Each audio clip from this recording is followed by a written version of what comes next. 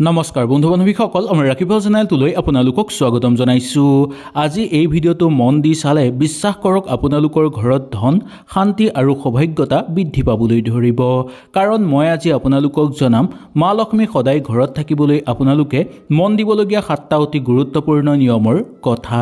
বাস্তুশাস্ত্ৰৰ মতে মা লক্ষ্মী কেৱল ধনৰ দেৱী নহয়, তেওঁ শান্তি, সৌভাগ্য আৰু সুখ লগতে সমৃদ্ধিৰ প্ৰতীক বুলি মনা যায়। কিন্তু কিছুমান সৰু ভুলৰ বাবে মা লক্ষ্মী আমাৰ ঘৰ এৰি গুচি যায়। আহক তেনেহ'লে আমি বেছি দেৰি নকৰি সুন্দৰভাৱে জানি লওঁ। যদি ভিডিঅ'টো ভাল লাগে লাইক এটা কৰি আমাৰ মনোবল বঢ়াব আৰু আপোনালোকৰ বন্ধুবৰ্গৰ লগত শ্বেয়াৰ কৰি তেওঁলোককো উপকৃত কৰিব। 1 নম্বৰটো, ঘৰ সদায় পৰিষ্কাৰ কৰি ৰখাটো দৰকাৰ। বন্ধু বান্ধৱীসকল, মা লক্ষ্মী সদায় পৰিষ্কাৰ পৰিচ্ছন্ন ঘৰতহে বাস কৰে। মা লক্ষ্মী পৰিষ্কাৰ পৰিচ্ছন্নৰ দেৱী বুলিও মনা যায়। যি ঘৰত লেতেৰা, ভঙা চিঙা বস্তু লগতে জাবৰ থকা জেগা থাকে, সেই জেগাত কেতিয়াও মা লক্ষ্মী স্থায়ীভাৱে বাস নকৰে। যিমানেই আপোনালোকে পূজা পাতল নকৰক কিয়, কেতিয়াও মা লক্ষ্মী আপোনালোকৰ ঘৰত আহি বাস নকৰিব। বিশেষকৈ আপোনালোকৰ ঘৰৰ প্ৰৱেশ দুৱাৰ, পাকঘৰ আৰু পূজাঘৰ সদায় পৰিষ্কাৰ কৰি ৰাখিব। ঘৰৰ সন্মুখ ভাগটোত কেতিয়াও আপোনালোকে জাবৰ দমাই ৰাখিবলৈ চেষ্টা নকৰিব আৰু সেই জেগাখিনি সদায় পৰিষ্কাৰ পৰিচ্ছন্ন কৰি ৰাখিব।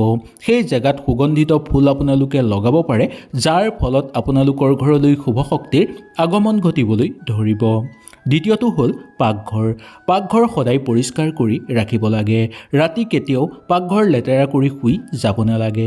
পাকঘৰ যদি সুন্দৰভাৱে আপোনালোকে পৰিষ্কাৰ কৰি ৰাখে, তেনেহ'লে সাক্ষাৎ মা লক্ষ্মী আহি আপোনালোকৰ ঘৰত বাস কৰিব, যাৰ ফলত আপোনালোকৰ সকলো মনৰ আশা পূৰ্ণ হৈ পৰিব। 3 নম্বৰটো, পূজাঘৰ। পূজাঘৰ সদায় পৰিষ্কাৰ কৰি ৰখাটো দৰকাৰ। যি মানুহৰ ঘৰৰ পূজাঘৰ সদায় পৰিষ্কাৰ হৈ থাকে, সেই ঘৰত সদায় মা লক্ষ্মীয়ে বাস কৰে। যাৰ ঘৰত মা লক্ষ্মীৰ বাস থাকে, সেই ঘৰত সদায় সুখ, শান্তি আৰু সমৃদ্ধি বৃদ্ধি পাবলৈ ধৰে। এই 3টা ঠাই সদায় আপোনালোকে চাফা কৰি ৰাখিব লাগে। কিন্তু এটা কথাৰ প্ৰতি আপোনালোকে লক্ষ্য ৰাখিব লাগিব যে পূজাঘৰত কেতিয়াও আপোনালোকে ঝাৰু মাৰিব নালাগে। পূজাঘৰত সদায় কাপোৰ দি মুচি আনিব লাগে বা কাপোৰেদি চাফা কৰিব লাগে, কেতিয়াও ঝাৰু মাৰিব নালাগে। এই 3টা ঠাই সদায় যদি আপোনালোকে চাফা কৰে, তেনেহ'লে সাক্ষাৎ মা লক্ষ্মী আহি আপোনালোকৰ ঘৰত বাস কৰিব। ঘৰত ধন আহিবলৈ ধৰিব। ধন বেছি দিন আপোনালোকৰ ঘৰত বিৰাজ হ'বলৈ ধৰিব। মনত ৰাখিব, য'ত পৰিষ্কাৰ পৰিচ্ছন্ন থাকে সেই জেগাতহে মা লক্ষ্মীয়ে বাস কৰে। 2 নম্বৰটো, সূৰ্য অস্ত হোৱাৰ পিছত ঝাৰু কেতিয়াও নিদিব। শাস্ত্ৰত স্পষ্টকৈ কোৱা হৈছে, সন্ধ্যাৰ সময়ত ঝাৰু দিলে ঘৰত ধন আৰু সৌভাগ্যতা বিৰাজ কেতিয়াও নহয় আৰু ঘৰত থকা সকলো শুভ শক্তি ঘৰৰ পৰা বাহিৰ হৈ যায়। সন্ধ্যাৰ সময়ত হৈছে মা লক্ষ্মী আগমনৰ সময়। এই সময়ত ঝাৰু দিয়া মানে মা লক্ষ্মী আপোনালোকৰ ঘৰলৈ যদি আহিছেও, মা লক্ষ্মী আধা বাটৰ পৰাই গুচি যাব। যদি পৰিষ্কাৰ কৰিবলগীয়া হয়, তেনেহ'লে সূৰ্যৰ অস্তৰ আগতেই আপোনালোকে পৰিষ্কাৰ কৰিব। এটা সৰু নিয়ম মানিলে ঘৰত ধন অতিশয় বৃদ্ধি পাবলৈ ধৰিব, সকলো ক্ষেত্ৰতে আগুৱাই যাব পাৰিব। যদি কিবা বিশেষ কাৰণত আপোনালোকে ঘৰত ঝাৰু মাৰিব লগা হয়, তেনেহ'লেও খুব সাৱধান বা এটা নিয়ম আপোনালোকে মানিব লাগিব। যদি কিবা কাৰণত আপোনালোকে ঘৰ ঝাৰু মাৰিব লগা হয়, তেনে ক্ষেত্ৰত মাৰিব পাৰিব। কিন্তু ঝাৰু মৰাৰ পিছত যিখিনি জাবৰ ওলাব বা যিখিনি ধূলি ওলাব, সেই জাবৰ বা ধূলিখিনি কেতিয়াও ৰাতিয়ে ঘৰৰ পৰা বাহিৰ নকৰিব। পিছদিনা যেতিয়া আকৌ আপোনালোকে ঝাৰু মাৰিব, সেই ঝাৰুৰ লগত সেই জাবৰখিনি বাহিৰ কৰিব। ৰাতিয়ে যদি আপোনালোকে সেই ঝাৰুখিনি বাহিৰ কৰি দিয়ে, তেনেহ'লে ঘৰত থকা সকলো শুভ শক্তি ঘৰৰ পৰা বাহিৰ হৈ যাব আৰু ঘৰত বেয়া শক্তিয়ে ঠাই ল'বলৈ ধৰিব। সেই গতিকে এই ভুলটোৰ প্ৰতি আপোনালোকে বিশেষকৈ লক্ষ্য ৰাখিব। 3 নম্বৰটো, ভঙা বস্তু বা অচল বস্তু কেতিয়াও ঘৰত ৰাখিব নালাগে। ভঙা ঘড়ী, ভঙা আইনা, ভঙা পাত্ৰ বা বহুদিন ধৰি ব্যৱহাৰ নকৰা কোনো বস্তু কেতিয়াও ঘৰত ৰখাটো উচিত নহয়। এইবোৰ বস্তু ঘৰত থাকিলে নিগেটিভ শক্তি বৃদ্ধি পাবলৈ ধৰে। শাস্ত্ৰৰ অনুসৰি ভঙা বস্তু মানে ভঙা ভাগ্য। যদি ভঙা আইনা, ভঙা ঘড়ী, ভঙা পাত্ৰ আপোনালোকে ঘৰত ৰাখে আৰু এইবোৰ যদি আপোনালোকে ব্যৱহাৰ কৰে, তেতিয়াহ'লে আপোনালোকে যিমানেই পূজা পাতল নকৰক কিয়, কেতিয়াও আপোনালোকৰ ভাগ্য ঠিক নহ'ব। ইটোৰ পিছত সিটো আপোনালোকৰ ঘৰত সমস্যা আহিব, এটাৰ পিছত আনটো আপোনালোকৰ ঘৰত বেমাৰ আজাৰে দেখা দিবলৈ ধৰিব আৰু ঘৰলৈ দুখ দুৰ্ভাগ্যতা নামি আহিবলৈ ধৰিব। সেই গতিকে আজিয়েই আপোনালোকে ঘৰৰ পৰা বাহিৰ কৰক ভঙা বস্তু বা অচল বস্তু বাহিৰ কৰাটো দৰকাৰ।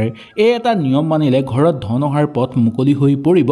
সকলো ফালৰ পৰা আপোনালোকৰ ঘৰত উন্নতি বৃদ্ধি পাবলৈ ধৰিব বিশেষকৈ মা লক্ষ্মীৰ পৰম আশীৰ্বাদ আপোনালোকে লাভ কৰিব পাৰিব সেই গতিকে এই বস্তুবোৰ আপোনালোকে বাহিৰ কৰক আৰু যদি এই বস্তুবোৰ ভাল কৰি আনিব পৰা যায় তেনেহলে সেই বস্তুবোৰ আপোনালোকে ভাল কৰি আনিও ঘৰত ৰাখিব পাৰিব 4 নম্বৰটো শুক্ৰবাৰ বা শনিবাৰে আপোনালোকে নিশ্চয় ঘৰ সদায় চাফা কৰিব শুক্ৰবাৰ হৈছে মা লক্ষ্মীৰ অতি প্ৰিয় দিন শনিবাৰ ধন আৰু কৰ্মৰ লগত জড়িত বাৰ বুলি মনা যায় এই দুইটা দিনত আপোনালোকে বিশেষকৈ গোটেই ঘৰ চাফা কৰিবলৈ চেষ্টা কৰিব ঘৰ ভালকৈ পৰিষ্কাৰ কৰিব মকৰা জাল আপোনালোকৰ থাকিলে সেইবোৰ চাফা কৰিব আৰু গোটেই ঘৰত আপোনালোকে গংগাজল ছটিয়াব সন্ধ্যাৰ এগছি হলেও আপোনালোকে দীপ জ্বলাব সদায় যদি আপোনালোকে জ্বলাব নোৱাৰে বা কিবা অসুবিধা থাকে তেনেহলে শনিবাৰ আৰু শুক্ৰবাৰে আপোনালোকে জ্বলাবলৈ চেষ্টা কৰিব শুক্ৰবাৰে যদি জ্বলাই তেনেহলে মা লক্ষ্মী আপোনালোকৰ ওপৰত আনন্দিত হৈ পৰিব আৰু শনিবাৰে যদি এগছি চাকি আপোনালোকে ঘৰত জ্বলাই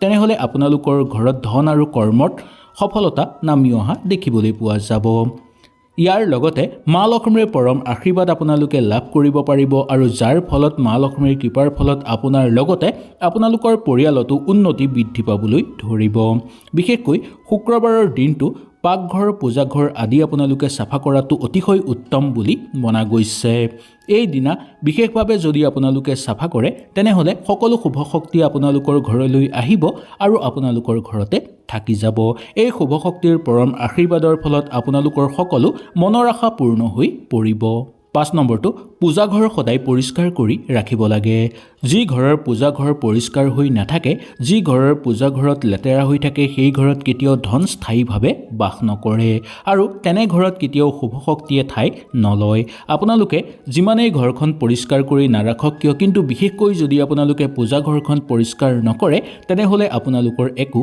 কাম নাই যিমানেই আপোনালোকে ধ্যান নকৰক কিয় যিমানেই আপোনালোকে ধাৰ্মিক নহওক কিয় যদি পূজাঘৰখন আপোনালোকৰ চাফা নহয় তেনেহলে আপোনালোকৰ ঘৰত দুখ দৰিদ্ৰতা অহাটো নিশ্চিত বুলি ক'ব পৰা যায় পূজা ঘৰত বিশেষকৈ জোতা চেণ্ডেল কেতিয়াও ৰাখিব নালাগে বা ওচৰে পাজৰেও কেতিয়াও জোতা চেণ্ডেল ৰাখিব নালাগে এনে কৰাটো বহু বেছি পাপ বুলি মনা গৈছে ফটা চিটা কাপোৰো কেতিয়াও ৰাখিব নালাগে ইয়াৰ উপৰিও ভঙা মূৰ্তি কেতিয়াও পূজা ঘৰত ৰাখিব নালাগে ই অমংগলৰ লক্ষণ বুলি মনা যায় ভঙা মূৰ্তি যদি ফটা চিটা কাপোৰ যদি পূজা ঘৰত ৰাখে তেনেহলে আপোনালোকৰ দুৰ্ভাগ্য নামি আহিব প্ৰতিদিনেই নহলেও সন্ধ্যা অন্তত পূজাঘৰত এগছি আপোনালোকে চাকি জ্বলাব এনে কৰিলে আপোনালোকৰ ঘৰত থকা সকলো নিগেটিভ শক্তি দূৰ হৈ পৰিব ঘৰত পজিটিভ শক্তি আগমন হ'বলৈ ধৰিব 6 নম্বৰটো ঘৰত কাজিয়া কৰা খং কৰা বা অহংকাৰ কেতিয়াও কৰাটো উচিত নহয় বন্ধু বান্ধৱীসকল যি মানুহৰ ঘৰত সঘনাই কণ্ডল হয়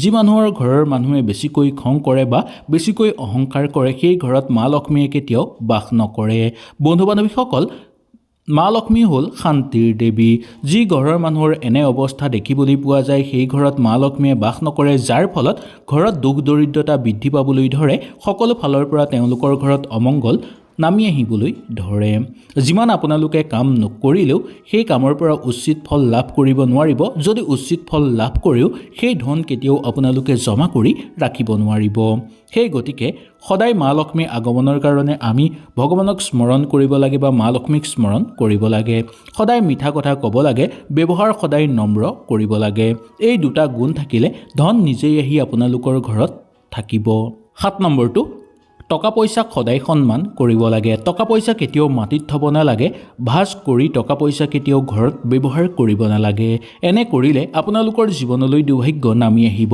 কেতিয়াও আপোনালোকৰ ঘৰত টকা পইচা জমা নহব আলমাৰি বা মানি বেগত আপোনালোকে টকা পইচা ৰাখিলে পৰিষ্কাৰ কৰি ৰাখিব আৰু সুগন্ধিত কৰি ৰাখিব লাগে সুভাৱে আপোনালোকে যদি এই টকা পইচা ব্যৱহাৰ কৰে তেনেহলে অতি সোনকালে মা লক্ষ্মী আনন্দিত হৈ পৰিব আৰু সাক্ষাৎ মা লক্ষ্মীৰ পৰম আশীৰ্বাদ আপোনালোকে লাভ কৰিবলৈ সক্ষম হ'ব যি মানুহৰ ঘৰত টকা পইচা মূল্য নবুজে এই অৱস্থাত যদি আপোনালোকৰ দিন ভাল হৈ আছে তেনেহলে অতি সোনকালে আপোনালোকৰ বেয়া দিন আহি পৰিবলৈ ধৰিব সেই গতিকে এই কথাটোৰ প্ৰতি বিশেষকৈ লক্ষ্য ৰাখিব শাস্ত্ৰত কোৱা হৈছে যে যিয়ে ধনক সন্মান কৰে ধনেও তাক সন্মান কৰে সেই গতিকে এই কথাটো কেতিয়াও আপোনালোকে নাপাহৰিব বন্ধু বান্ধৱীসকল, এই 7টা নিয়ম যদি বিশ্বাস সহকাৰে আপোনালোকে মানি চলে তেনেহ'লে মা লক্ষ্মী নিজেই আহি আপোনালোকৰ ঘৰত স্থায়ীভাৱে বাস কৰিব।